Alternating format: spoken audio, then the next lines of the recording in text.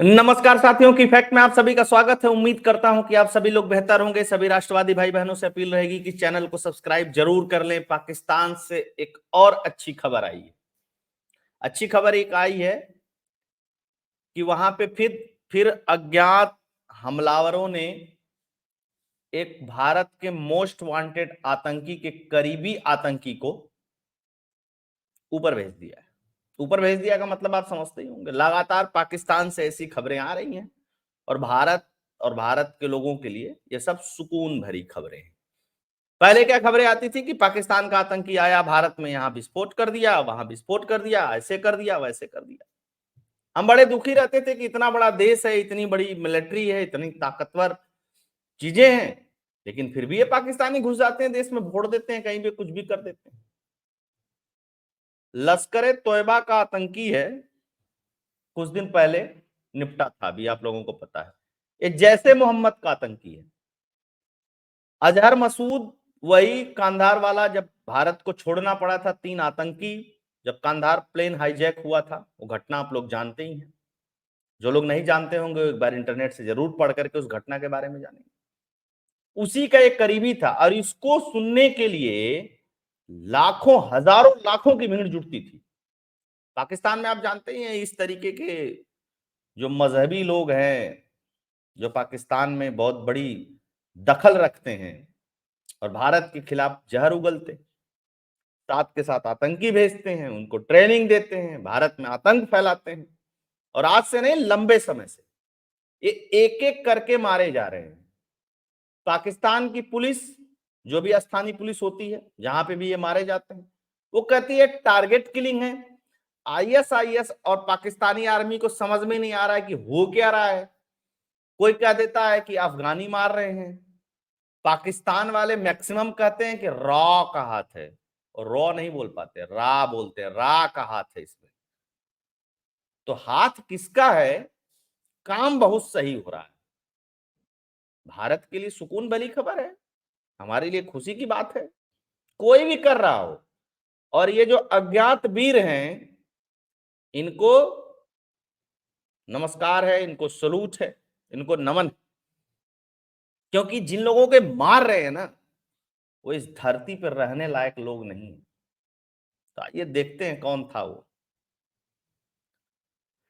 देखिए, तमाम अखबारों में निकला है मसूर अजहर के करीबी रहमतुल्लाह की कराची में हत्या, पाक में 1 महीने के भीतर तीसरा आतंकी मारा गया। पाकिस्तान में एक और मोस्ट वांटेड आतंकी, कंधार कांड में छोड़े गए मसूद अजहर का करीबी।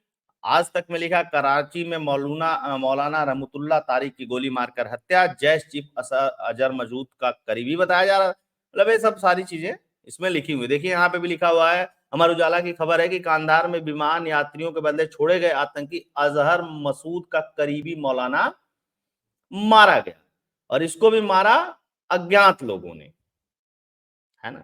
तो खबर बहुत लल्लन टाप है। आगे देखते हैं।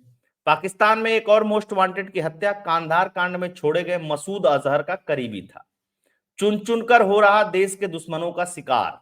कौन कर रहा, भगवान जाने, है ना।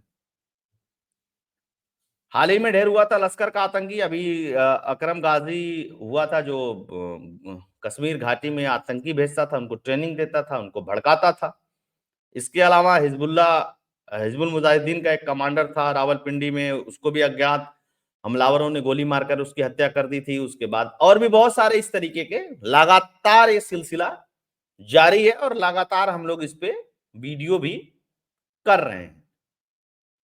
पड़ोसी देश पाकिस्तान की धरती पर भारतीय मोस्ट वांटेड आतंकियों की हत्या का सिलसिला बदस्तूर जारी है। इस कड़ी में रविवार को एक नया नाम जुड़ गया। जैसे मोहम्मद का प्रमुख मौलाना मसूद अजहर के करीबी मौलाना रहीम तारिक उल्लाह की रविवार को कराची में हत्या कर दी गई। और कब हत्या की गई, यह बहुत महत्वपूर्ण हो जाता है। हत्या तब की गई जब यह भारत विरोधी एक जलसे में जा रहा था शामिल होने के लिए।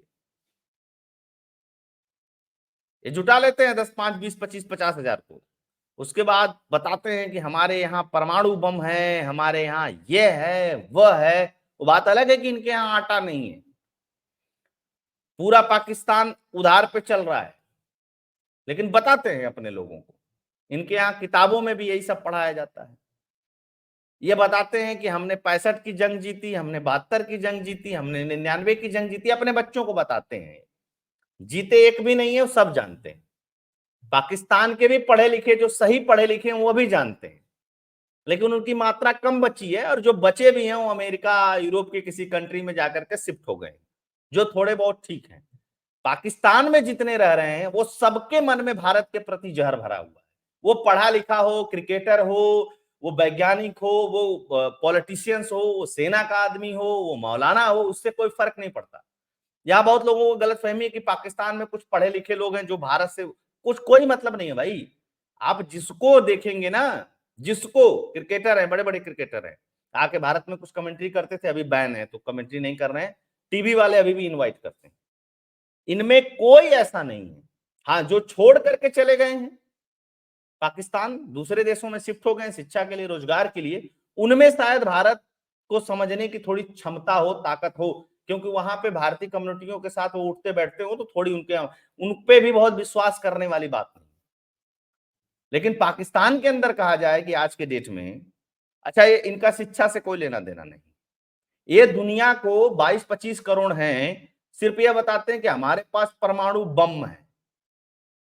वो भी पता चलता है कि अमेरिका के पास गिरवी रखा हुआ है, बिना अमेरिका के पूछे हुए उसमें से छू भी नहीं सकते हैं भी।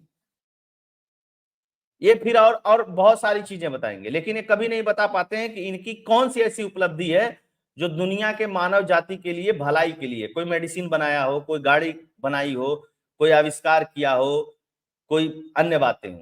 ये ले दे करके परमाणु बम है, और इनके यहाँ आतंकी मारा गया तो राख हाथ है। इसके अलावा ये कुछ जानते ही नहीं है। और इनकी रोटी पानी कश्मीर और भारत विरोध पे पूरी दुनिया में चलती है। जितने भी इस्लामिक मुल्क इनको मदद करते हैं वो इसी नाम पे मदद करते हैं, कश्मीर के नाम पे मदद करते हैं। मैं नहीं कह रहा हूं, पाकिस्तान की पत्रकार हैं एक, मैं उनका सुन रहा था वीडियो एक दिन, तो उन्होंने बताया कि कश्मीर अगर चला गया ना भारत के पास, तो पाकिस्तान को तो और रोटी नहीं मिलेगी, इसी के नाम पे तो बहुत जगह से रोटी का व्यवस्था हो जाती है पाकिस्तान की, क्योंकि है तो है नहीं कुछ इनके पास। जबकि बंटवारे के समय पे बहुत ठीक व्यवस्था थी। बाकी आर्मी ने जमीनें ऑक्युपाई कर रखी हैं, आर्मी वहां कैंटीन चलाती है, आर्मी वहां खेती करती है, आर्मी वहां आर्मी के काम छोड़ करके सारे काम करती है। उसको पाकिस्तानी गर्व से बताते हैं इस्टेब्लिशमेंट।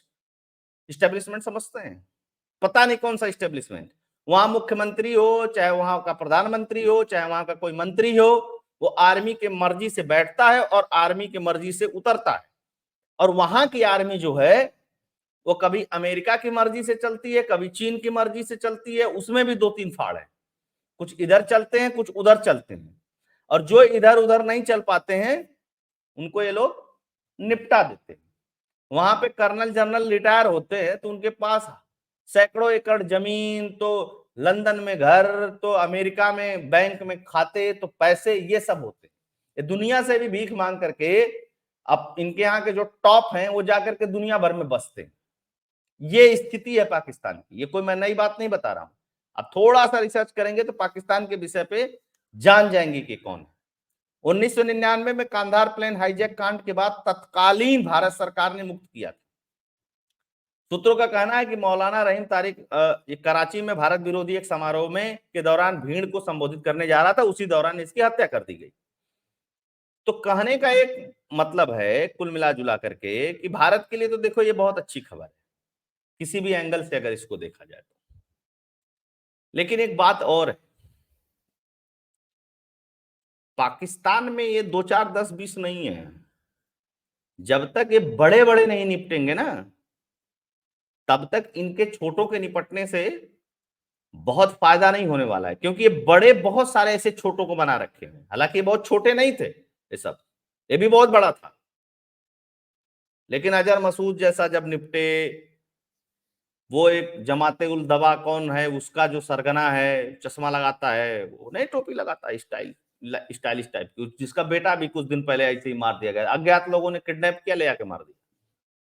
पाकिस्तान के तो कुछ कहते हैं कि अगर 2 बाइक पे अगर कोई उधर से आ रहा है और इस तरीके का कोई मोस्ट वांटेड इंडिया का है वहां पे, तो उसको डर रहता है कहीं ये गोली ना मार दे, भले ही वो उसी का आदमी हो तो क्या। ये दहशत है, और ये दहशत होनी चाहिए। दुनिया में जहां भी आतंकी हो, जिस भी देश में आतंकी हो, उनके साथ यही सुलूक होना चाहिए।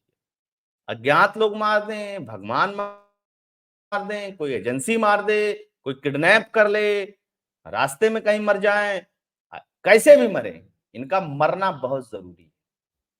पाकिस्तानियों को तो समझा नहीं सकते क्योंकि वो समझना ही नहीं चाहते, लेकिन उनकी जो दशा है आज के डेट में पूरे दुनिया में, जो 2 4 10 20 25 करोड़ में अच्छे पाकिस्तानी भी होंगे ना, वो अभी अब नहीं बताते हैं कि हम पाकिस्तान के रहने वाले हैं। क्यों?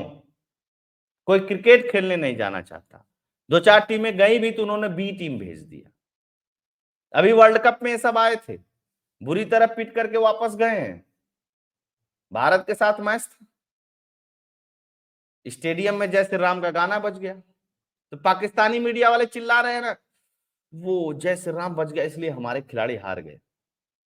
तो अबे हमास इजराइल के युद्ध में तुमको नमाज पढ़ने के पीछे क्या जरूरत थी? अब वो वाला भारत नहीं है, बराबर रिएक्ट करता है। पाकिस्तानी मीडिया इस पे कुछ बोल नहीं रहा है, एकदम चुप है, साइलेंस है, उसको समझ में नहीं आ रहा है कि क्या करें। अब भारत के लिए अच्छी खबर है, अज्ञात वीर मार दें, राम मार दे, मोसाद मार दे, सीआईए मार दे, खुद ही मार दें। तो होप है विश्लेषण आप लोगों को पसंद आया होगा। पसंद आया होगा तो वीडियो को लाइक जरूर करिएगा, लोगों तक शेयर करिएगा। साथ के साथ अगर विश्लेषण पसंद आता है तो आप चैनल के लिए कंट्रीब्यूट कर सकते हैं। फोन पे पेटीएम का नंबर स्क्रीन पे दिया हुआ है। आप सभी लोग जुड़े, बहुत बहुत धन्यवाद। जय हिंद, जय भारत, जय श्री राम।